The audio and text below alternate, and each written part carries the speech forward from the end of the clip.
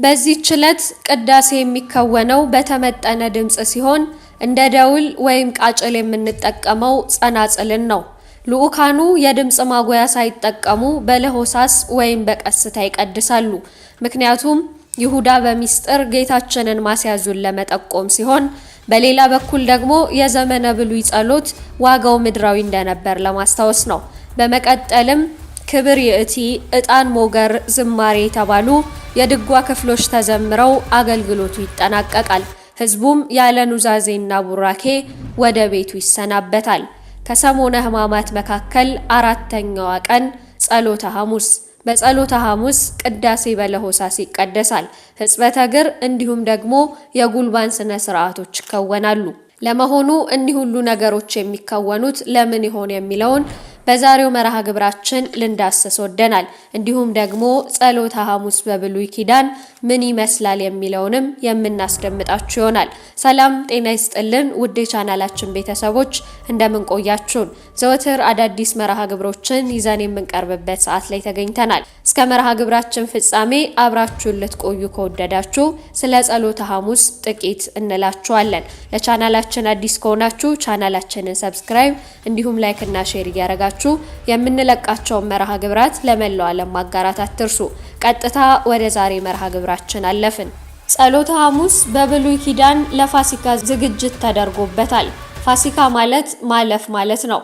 ይኸውም እስራኤላውያን በግብጽ ምድር ሳሉ መልአኩን ልኮ እያንዳንዱ እስራኤላዊ የበግ ጠቦት እንዲያርድና ደሙን በበሩ ወይም ደግሞ በመቃኑ እንዲቀባ ለሙሴ ነገረው። ሙሴም የታዘዘውን ለሕዝቡ ይናገራል። ሁሉም እንደታዘዙት ፈጸሙ። በኋላ ከእግዚአብሔር ዘንድ መቅሰፍት ታዞ መልአኩ የደም ምልክት የሌለበትን የግብፃውያንን ቤት በሞት በኩር ሲመታ የበጉ ደም ምልክት ያለበትን የእስራኤላውያንን ቤት ደግሞ ምልክቱን እያየ አልፏል። ፋሲካ መባሉም ይህንን ምስጢር ለማስታወስ ነው። በዚህ መነሻነት በየዓመቱ እስራኤላውያን በመጀመሪያው ወር በ14ኛው ቀን በግ እያረዱ የፋሲካን በዓል ያከብራሉ። ሀገራችን ኢትዮጵያም አስቀድማ ብሉይ ኪዳንን የተቀበለች ሀገር እንደመሆኗ ይህን ስርዓት ትፈጽም ነበር።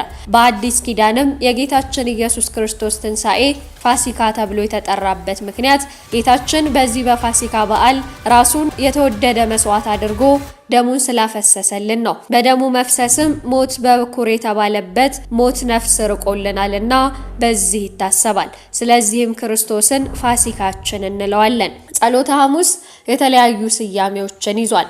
ጸሎተ ሐሙስ በቤተ ክርስቲያናችን በርካታ ስያሜዎች ያሉት ሲሆን የዓለም መድኃኒት ኢየሱስ ክርስቶስ ስጋን የተዋሃደ አምላክ መሆኑን ለመግለጥና ለአርአያነት ጠላቶቹ መተው እስኪይዙት ድረስ ሲጸልይ ያደረበት ቀን ነውና ጸሎተ ሐሙስ ይባላል። ጌታችን በዚህ ዕለት የደቀ መዛሙርትን እግር በፍጹም ትህትና ዝቅ ብሎ አጥቧል። ይህም ደግሞ ኢየሱስ ክርስቶስ የዓለምን ሁሉ ኃጢአት ለማጠብ የመጣ የንጽህና የቅድስና አምላክ መሆኑን ይጠይቃል። ስለዚህም ዕለቱ ሕጽበተ ሐሙስ ይባላል። ይህንን ለማስታወስም ዛሬ ሊቃነ ጳጳሳትና ቀሳውስት በመካከላችን ተገኝተህ የእኛንና የሕዝብህን ኃጢአት እጠብ፣ እኛም ያንተን አርአያነት ተከትለን የልጆቻችንን እግር እናጥባለን ሲሉ በቤተ ክርስቲያን የተገኙ ምዕመናንን እግር በወይንና በወይራ ቅጠል ያጥባሉ። ከሰባቱ ሚስጥራተ ቤተ ክርስቲያናት አንዱ ሚስጥረ ቁርባን በዚህ ቀን ተመስርቷልና ዕለቱ የሚስጥር ቀን ይባላል።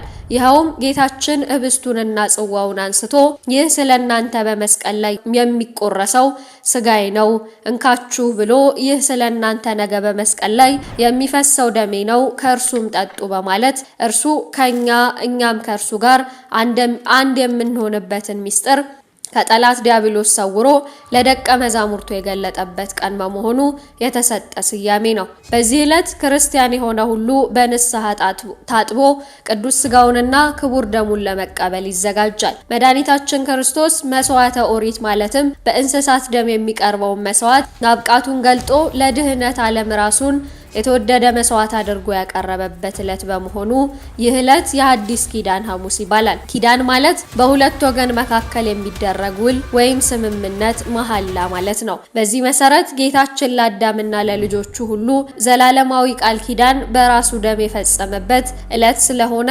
ሐሙስ የኪዳን ሐሙስም ተብላ ትጠራለች። ይህ ዕለት ለኃጢአትና ለዲያብሎስ ባሪያ ሆኖ መኖር ማብቃቱ የተገለጠበት፣ የሰው ልጅ ያጣውን ክብር መልሶ ማግኘቱ የተረጋገጠበት ቀን ስለሆነ የነጻነት ሐሙስም ይባላል።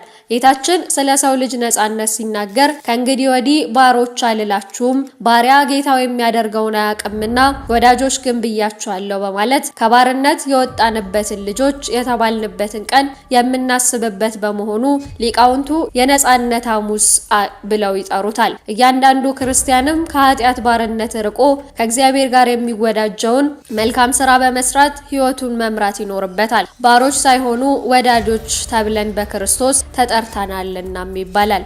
በዚህ ዕለት እንደ ማክሰኞ ሁሉ ጌታችን በዮሐንስ ወንጌል የሚገኘውን ሰፊ ትምህርት ለደቀ መዛሙርቱ አስተምሯል። የትምህርቱም ዋና ዋና ክፍሎችም ምስጢረ ሥላሴ፣ ምስጢረ ሥጋዌንና ምስጢረ ትንሣኤ ሙታንን ያካትታሉ።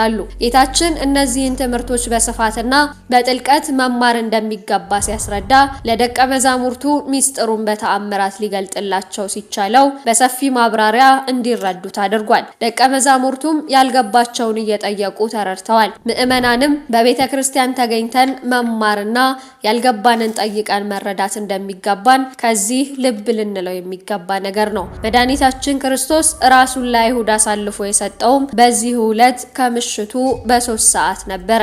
በጸሎተ ሐሙስም በቤተ ክርስቲያን የሚፈጸሙ ስርዓቶች ምን ናቸው ካልን በዚህ ዕለት ስግደቱ፣ ጸሎቱ፣ ምንባባቱ እንደተለመደው ይከወናል። መንበሩ ወይም ታቦቱ ጥቁር ልብስ ይለብሳል። ጸሎተ ዕጣን ይጸለያል። ቤተ ክርስቲያኑ በማዕጠንት ይታጠናል። ሕጽበተ እግር ይደረጋል። ቅዳሴ ይቀደሳል። በየቤቱ ደግሞ ጉልባን ይዘጋጃል። ሕጽበተ እግር ከቀኑ በ9 ሰዓት ዲያቆኑ 2 ኩስኩስቶችን ውሃ ሞልቶ ያቀርባል። አንዱ ለእግር ሲሆን አንዱ ደግሞ ለእጅ መታጠቢያ ነው። ጸሎት አኮቴት በመባል የሚታወቀው የጸሎት አይነት ይጸለያል። ወንጌል ተነቦ ውሃው በካህኑ በሊቀ ጳጳሱ ይባረክና የሕጽበተ እግር ስርዓት ይከወናል። ይኸውም ጌታችን የደቀ መዛሙርቱን እግር በማጠብ ያሳየውን የተግባር ትምህርት ለማሳየት ነው። ከውሃው በተጨማሪ የወይራና የወይን ቅጠልንም ለስርዓተ ሕጽበቱ ማስፈጸሚያነት እንጠቀማለን። ሚስጥሩም ደግሞ ወይራ ጽኑ ነው። ወይራ ክርስቶስም ጽኑ መከራ መቀበሉን ከማስረዳት በተጨማሪ እኛም እግራችንን የሚያጥቡን አባቶችና የምንታጠበው ምእመናን መከራ ለመቀበል ዝግጁ ነን ለማለት ስርዓተ ሕጽበቱ በወይራ እንፈጽማለን። የወይኑ ቅጠልም መድኃኒታችን ክርስቶስ በወይን የተመሰለ ደሙን አፍስሶ ለምእመናን የሕይወት መጠጥ አድርጎ መስጠቱን ለማዘከር በወይን ስርዓት ሕጽበትን እናከናውናለን። በቀኝና በግራ የቆሙ ሊቃውንትም ሐዋርያቲሁ ከበበ እግረ አርዳኢሁ ሐጸበ እያሉ ይዘምራሉ። ይህ ስርዓት ከተጠናቀቀ በኋላ ስርዓተ ቅዳሴው ተከውኖ ቅዱስ ሥጋውን ክቡር ደሙንም ምእመናን ይቀበላሉ። የጸሎተ ሐሙስ ቅዳሴ የሚከወነውም በተመጠነ ድምጽ ነው። ልኡካኑ የድምጽ ማጉያ ሳይጠቀሙ በለሆሳስ ወይም በቀስታ ይቀድሳሉ። ምክንያቱም ደግሞ ይሁዳ በሚስጥር ጌታችንን ማስያዙን ለመጠቆም ሲሆን፣ በሌላ በኩል የዘመነ ብሉይ ጸሎት ዋጋው ምድራዊ እንደነበር ለማስታወስ ነው። በመቀጠል ደግሞ ክብር ይእቲ ጣን፣ ሞገር፣ ዝማሬ የተባሉ የድጓ ክፍሎች ተዘምረው አገልግሎቱ ይጠናቀቃል። ህዝቡም ያለ ኑዛዜና ቡራኬ ይሰናበታል። ጉልባን ከባቄላ ከስንዴ ወይንም ደግሞ ከተፈተገ ገብስ ጋር አንድ ላይ ተቀላቅሎ የሚዘጋጅና የጸሎተ ሐሙስ ዕለት የሚበላ ንፍሮ ነው። በጸሎተ ሐሙስ በቤት ውስጥ ከሚፈጸሙ ተግባራት አንዱ ጉልባን ማዘጋጀት ነው። ኤላውያን ከግብጽ ባርነት ሲወጡ በችኮላ መጓዛቸውን የምናስታውስበት ከእስራኤላውያን የወጣ ትውፊት ስርዓት እንደሆነ ይነገራል። በሀገራችን ኢትዮጵያ አብዛኞቹ የትውፊት ክንዋኔዎች የብሉይ ኪዳን መነሻ ስላላቸው ይህ ስርዓት ዛሬም በኢትዮጵያ ምዕመናን ዘንድ ይከበራል። ጉልባን እስራኤላውያን ከባርነት በወጡ ጊዜ አብኩተው ጋግረው መብላት አለመቻላቸውን ያስታውሰናል። በወቅቱ ያልቦካውን ሊጥ እየጋገሩ ቂጣ መመገብ፣ ንፍሮ ቀቅለው ስንቅ መያዝ የመንገድ ተግባራቸው ነበርና ይህን ታሪክ ለማሰብ በሰሞነ ሕማማት በተለይም በጸሎተ ሐሙስ ቂጣና ጉልባን ይዘጋጃል። በጸሎተ ሐሙስ የሚዘጋጀው ጉልባንና ቂጣ ጨው በዛ ተደርጎ ይጨመርበታል። ይኸውም ጨው ውሃ እንደሚያስጠጣ ሁሉ ጌታችንም በመከራ ወቅት ውሃ መጠጣቱን ለማስታወስ እንደሆነም ሊቃውንት ይናገራሉ። በጥቅሉ በጸሎተ ሐሙስ አሁን የጠቀስንላችሁ ተግባራት በሙሉ በቤተ ክርስቲያንና በእያንዳንዱ ምዕመናን መኖሪያ ቤት የሚከወኑ ናቸው። ውድ የቻናላችን ቤተሰቦች ለዛሬ ያዝንላችሁ መርሃ ግብር ይህንን ይመስላል። በቀጣይ በሌሎች አዳዲስ መርሃ ግብራት ወደ እናንተ የምንመለስ ይሆናል። ለቻናላችን አዲስ ከሆናችሁ ቻናላችንን ሰብስክራይብ እንዲሁም ላይክ እና ሼር እያደረጋችሁ የምንለቃቸውን መርሃ ግብራት ለመላው ዓለም ማጋራት አትርሱ። በቀጣይ በሌሎች እስከምንመለስ ሰናይ ቆይታ